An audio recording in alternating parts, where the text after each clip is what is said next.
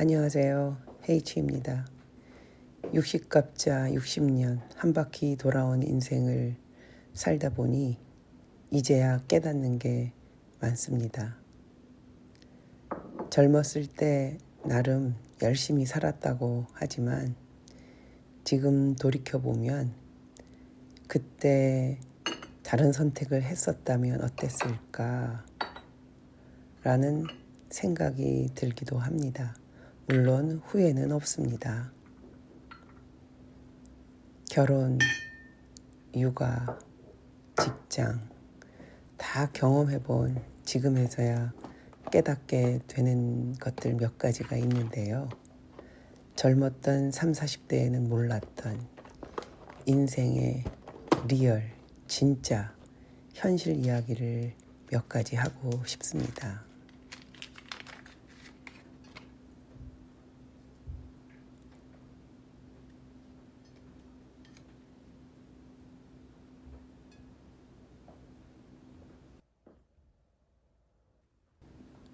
얼마 전 딸아이가 자신은 의도하지 않지만 비혼이 점점 현실이 되어가는 것 같다면서 자신의 연애세포는 죽어가고 있고 결혼은 대단히 요원해 보인다고 털어놓았습니다.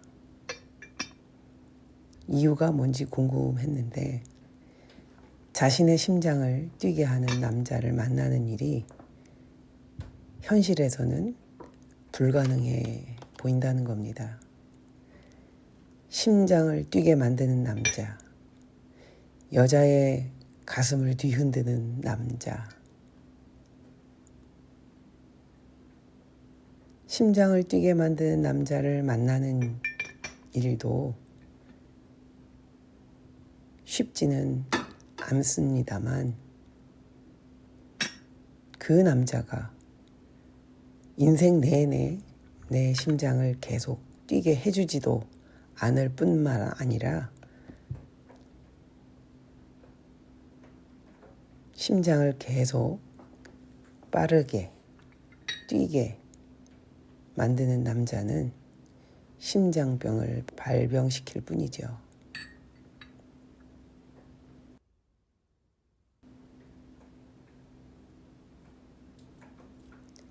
사랑 하나면 모든 걸 극복할 수 있을 것 같은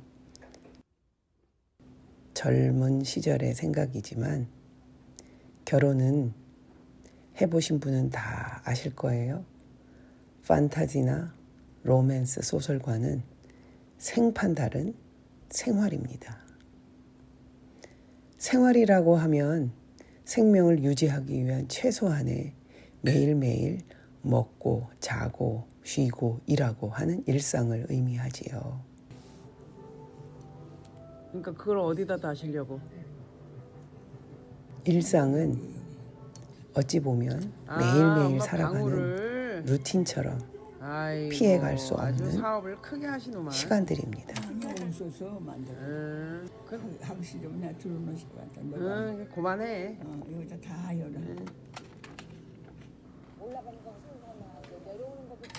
게다가 이 피해갈 수 없는 시간을 함께 공유해야 하는 사람들, 그 중에서도 배우자. 이 배우자와 함께 지내야 하는 공간, 이게 바로 결혼 생활입니다. 지난 어느 영상에서 짧게 언급했듯이 전 일본 남자 아이돌 밴드였던 체커스라는 그룹을 엄청 좋아하던 덕후였고요. 그 그룹의 리드싱어인 후지 후미야를 어찌 보면 흠모했다고도 볼 수 있습니다. 그 어렵던 시절 일본 잡지 논노를 거금을 들여서 사보기도 했었던 저는 저희 남편을 만났을 때 희한하네, 후지 후미야와 너무 닮았어, 이런 생각이 들었거든요. 그러니 한눈에 뿅 가버린 거죠. 게다가 목소리도 좋았고 성품도 나무랄 데가 없어서 결혼을 결정했습니다.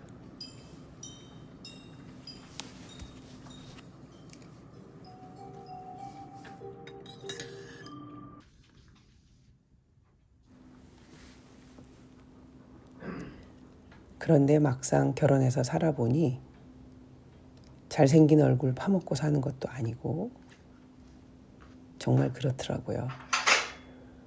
좋은 목소리로 말한다고 남편의 입에서 나오는 모든 말이 좋게 들리는 것도 아니었고요. 성품 역시 아무리 좋아도 서로 부딪힐 때면 가열차게 싸울 수밖에 없는 사이가 부부였습니다.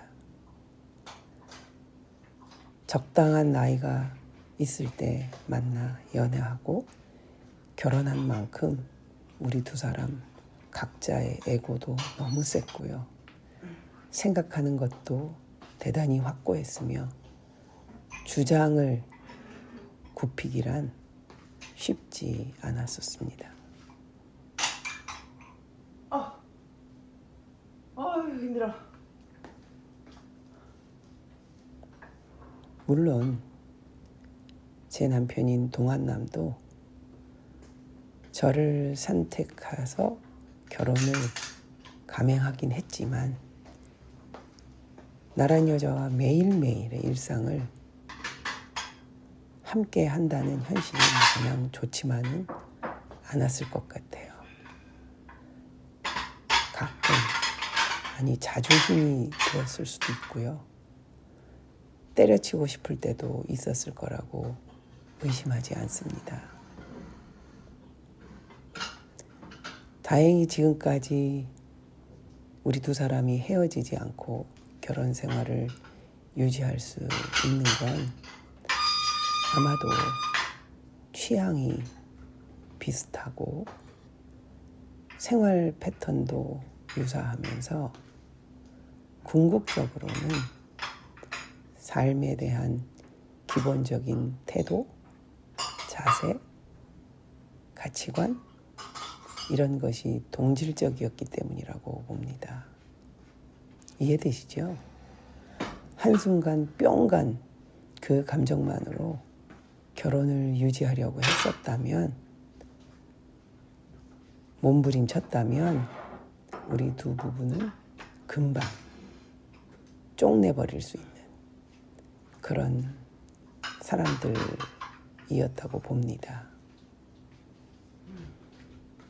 친정 엄마는 쪽나지 않고 지금까지 살고 있는 우리 부부에게 너희 부부가 이렇게 알콩달콩 재미나게 살아갈 거란 생각은 진짜 못했다 할 정도로 우리 두 사람은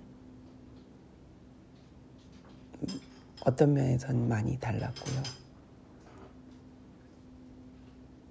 결혼 생활은 사랑에 현실이라는 한 스푼을 첨가했기 때문에 가능했다고 믿습니다. 이거 정지화면 아니에요. 딸을 포함한 후배들에게 당부하는 말은 결혼하면 변하겠지 라는 생각은 허상이고 환상이다. 사람은 뿌리채 변하기 정말 어렵다고 이야기하곤 합니다. 그러니 사랑하게 되었다면 그 사랑을 지속하고 유지시켜줄 가치관, 성격, 습관, 태도 등이 비슷한지 꼭 살펴보기를 권합니다. 그 다음으로 제가 현실 이야기를 한다면 직장 이야기일 텐데요. 직장이나 혹은 직업도 결혼 생활을 유지하는 것과 다르지 않습니다.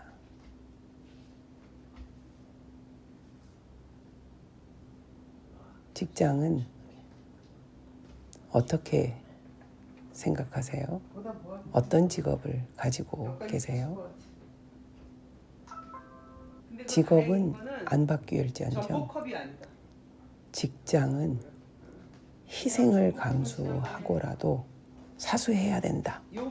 이런 생각으로 죽어라 마음고생, 몸고생 하시죠. 그런데 그런 영끌하는 모습을 인정해주고 보상해 주었던 정말 보스다운 보스. 그런 보스는 더 이상 현실에서 만나기 어려운 세상이 온 것 같습니다. 그 큰 컵 밑에 딱 숨겨져 있어가지고 못 봤네. 오히려 내 희생과 영끌에서 결과로 나온 수고를 가로채는 모렴치한 상관이 늘어나고 있고요. 한 번의 실수를 눈 감아주고 자기 일처럼 쉴드까지 쳐주는 그런 중간관리자 보스는 더더욱 만나기 어려운 현실인 것 같습니다. 네 음식은 왔어. 등갈비찜 시켰어.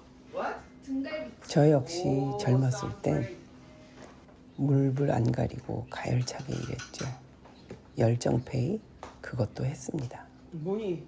제 등갈비찜을 일복이 많아서 일이 끊임없이 떡볶이 같다. 제게 돌고 돌아와서 쌓여만 갔지만 그렇게 나오는 거야. 내 희생을 매운 치즈 등갈비. 당연하게 생각하지 않도록 어느 정도 세월이 지났을 때에는 밀당도 할 수 있게 되었습니다.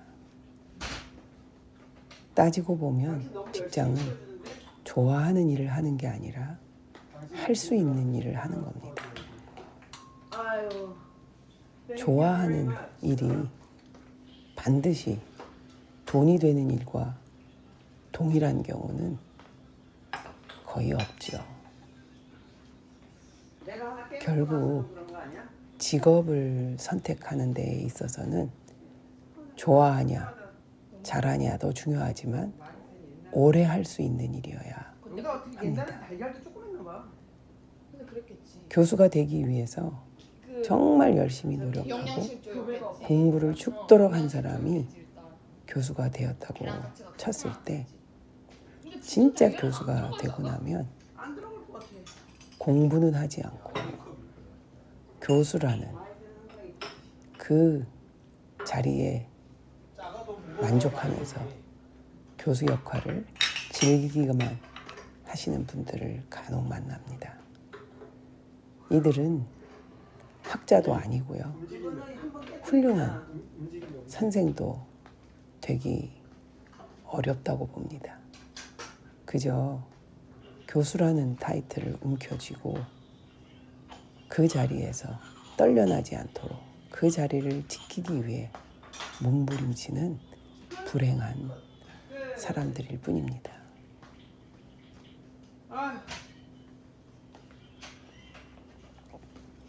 반면에 궁금한 게 있으면 참지 못하고 그 궁금한 걸 알기 위해 고군분투하고 애쓰고 노력하고 깊게 파고들어 공부하다 보니 교수가 된 사람들은 교수가 되었다고 배우기를 그만두지 않습니다. 그래서 정말 공부에 매진하는 멋진 학자, 훌륭한 교수가 되는 거지요. 저 역시 좋아하는 일은 따로 있습니다. 그러나 오래 할 수 있는 일을 찾았고요.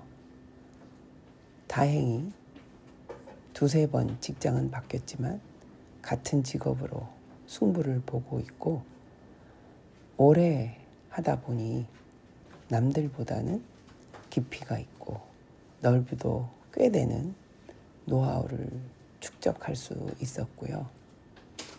더욱 감사한 것은 좋아하기도 됐고 잘하기도 됐다는 거죠. 그래서 이 덕분에 60이 넘어도 현재까지 일할 수 있는 내가 되었다고 봅니다. 아보카도가 진짜 안 익는다.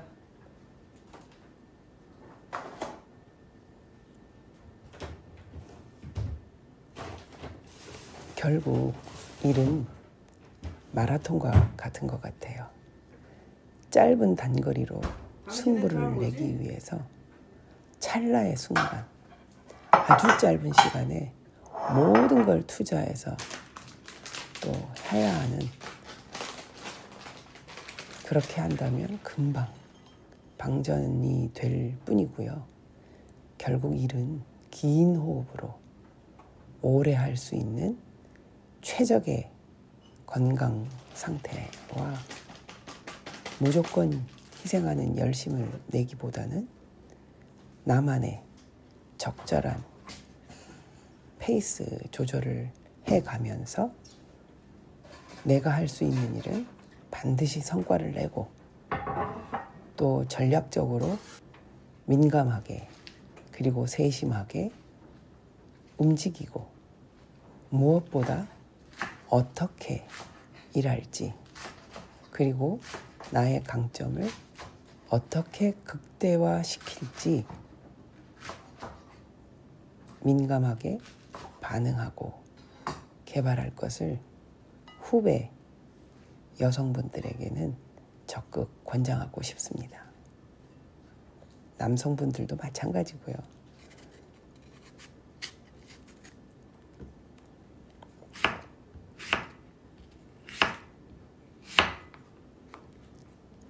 육아에 대해서 잠시 얘기해 볼까요?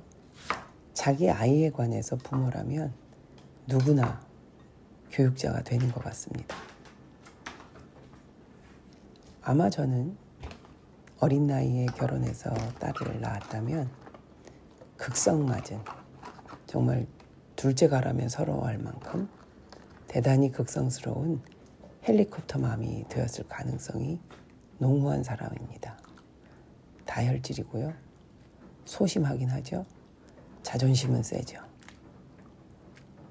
제 친구 딸은 삼수를 시켰는데요. 삼수 끝에 서울대에 입학을 시켰습니다. 정말 엄마가 애를 썼죠. 그런데 그 딸은 1학년 1학기가 끝나고 학교를 자퇴해버렸습니다. 이유는 간단했습니다. 그 서울대에 들어간 딸은 엄마 아빠가 나 서울대 들어갔다고 온내방내 자랑할 거 다 했을 테니 이제 서울대 안 다녀도 되잖아? 이렇게 말하면서 자기의 삶을 살고 싶다고 자퇴한 뒤에 집을 나갔습니다. 감사합니다. 더 엄밀하게 정확하게 표현하자면 부모를 떠났습니다.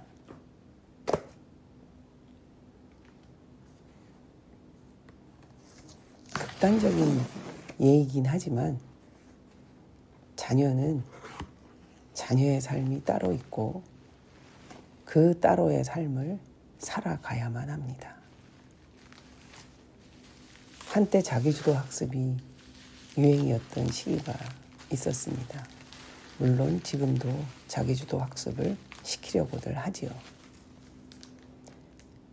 그런데 자기주도적인 학습은 물론이거니와 그런 사람이 되려면 스스로 뭔가 해온 경험이 쌓여야 가능한데 그럴 경험을 쌓을 틈을 안 주죠.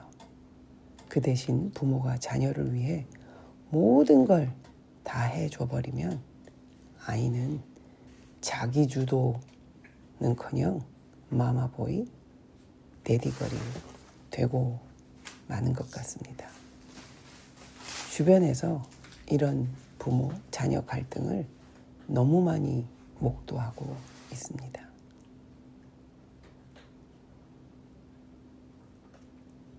자녀를 위해 모든 걸 바친 부모들은 자녀들이 독립할 시기가 오면 우울에 빠지면서 극도의 공허감과 상실감 때문에 본연의 자기 생활을 하지 못하는 사람도 제 주변엔 많습니다. 부모가 행복해야 행복한 부모를 보면서 아이들도 행복하려면 저렇게 살아야 되겠구나 라고 행복을 찾으려고 애를 씁니다. 젊었을 땐 보이지 않았던 부모의 역할이 지금에야 보이는 건 여러분도 아시겠지요? 아주 객관적인 시각으로 제3자의 시점으로 바라볼 수 있는 여유가 생겼기 때문입니다. 제 딸아이가 초등학교 3학년쯤 됐을 때인데요. 학교에서 아주 작은, 사실은 크다면 클 수 있는 사고가 발생했습니다. 담임선생님께서 문자를 주셨는데 딸아이가 담임선생님한테 신신당부를 하더랍니다. 많이 다치지 않았으니 엄마 아빠에게 연락하지 말라고요. 골프공이 머리에 맞았던 사고였거든요. 바쁜 엄마 아빠를 이 정도 사고로 놀라게 하고 싶지 않다고 했답니다. 그 10살짜리 아이가요. 그 문자를 받고 정말 제 가슴은 찢어질 것 같았고요. 아팠지만 현실은 그랬습니다. 하지만 딸이 명확하게 이해하고 알고 또 믿었던 건 자기가 엄마 아빠를 필요로 할 땐 모든 것을 다 팽개치고 달려올 엄마 아빠라는 사실을 믿었고 이해하고 알고 있었기 때문입니다. 부모의 삶도 자녀의 삶만큼 중요합니다.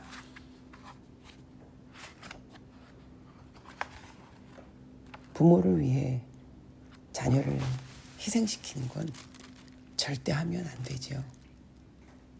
진리라고 생각합니다.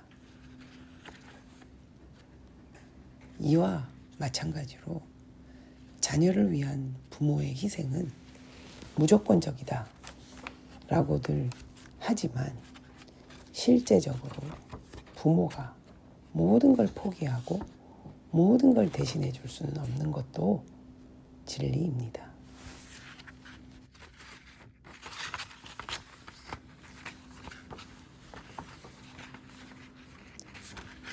내 인생을 가장 오래 함께 살아가야 할 사람은 다른 사람이 아닌 바로 내 자신이죠.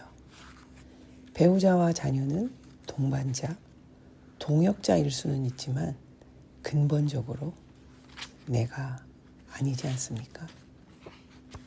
일 역시 나를 나답게 하는 도구이지 인생의 최종 목표는 아닙니다.